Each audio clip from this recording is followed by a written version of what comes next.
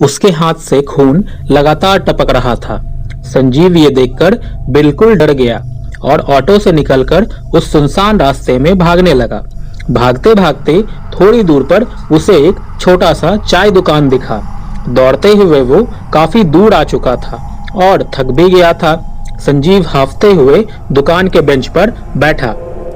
अरे भाई साहब, क्या हो गया? आप तो ऐसे डर रहे हो जैसे आपने कोई भूत देख लिया हो। वो ऑटो वाला। अरे कौन ऑटो वाला?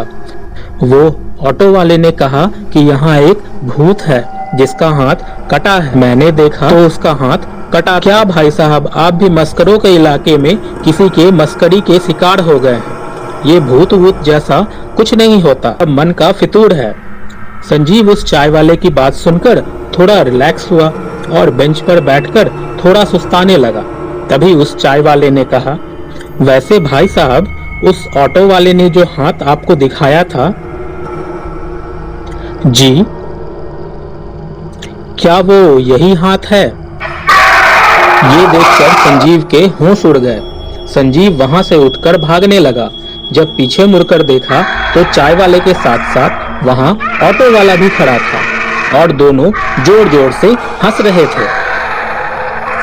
भागता हुआ संजीव एक बस स्टॉप पर पहुंचा। वहां एक आदमी ऑलरेडी बस का वेट कर रहा था। वहां पहुंचकर संजीव हांफने लगा। संजीव को परेशान देखकर वो आदमी संजीव के पास आया। भाई साहब, आप इतने परेशान क्यों लग रहे हैं? सब खैरियत तो है? भाई साहब, आज पता नहीं मेरे साथ क्या हो रहा है। मुझे एक ऑटो वाला मिला जिसका एक हाथ कटा हुआ था और उस चाय वाले का भी। भाई साहब, आप थक गए हैं, आराम कीजिए। ये इलाका सुनसान है इसलिए आपको वहम हुआ है।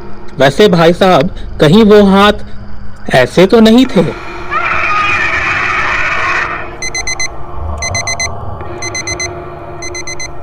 अलार्म की आवाज सुनकर संजीव की नींद खुली। उठकर उसने देखा तो वो अपने कमरे में आराम से सो रहा था। अपनी माँ को आता देख उसने अपनी माँ से कहा, मैंने बहुत बुरा सपना देखा। अरे बेटा, बुरा सपना कभी सच नहीं होता, और वैसे भी शहर में अगर कोई कटे हुए हाथ वाला भूत होता तो अब तक सभी को पता चल गया होता। ये सब छोड़ो, मैं तुम्हारे लिए चाय बना के लाती हूँ। ये कहकर वो वहाँ से जाने लगी। 1 मिनट, मैंने तो आपको नहीं बताया कि सपने में मैंने क्या देखा। तो आप कैसे जान गई कि मैंने कटे हुए हाथ वाले लोगों को देखा?